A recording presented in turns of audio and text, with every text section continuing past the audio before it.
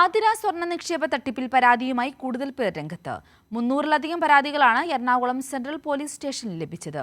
സ്വർണ്ണ നിക്ഷേപത്തിന്റെയും സ്വർണ്ണ വായ്പയുടെയും പേരിലാണ് തട്ടിപ്പ് നടത്തിയത്. അതേസമയം അറസ്റ്റിലായ 4 പ്രതികളെ റിമാൻഡ് ചെയ്തു.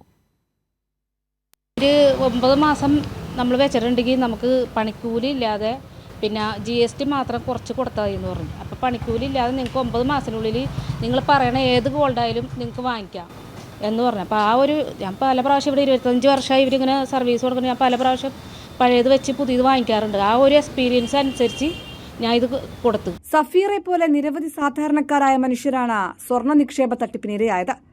സ്വർണ്ണച്ചിട്ടിയുടെയും സ്വർണ്ണ പണയത്തിന്റെയും പേരിലാണ് തട്ടിപ്പ് നടന്നത്. പഴയ സ്വർണം നൽകിയാൽ നിശ്ചിത കാലാവധി കഴിയുമ്പോൾ പുതിയ സ്വർണം നൽകുമെന്നായിരുന്നു വാഗ്ദാനം.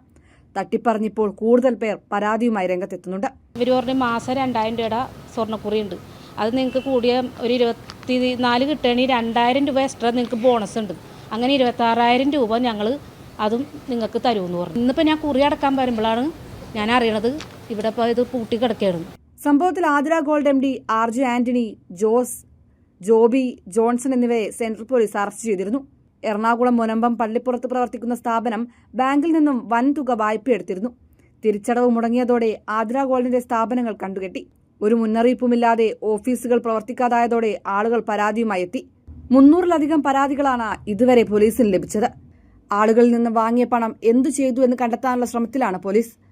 കൈരളി ന്യൂസ്, കൊച്ചി.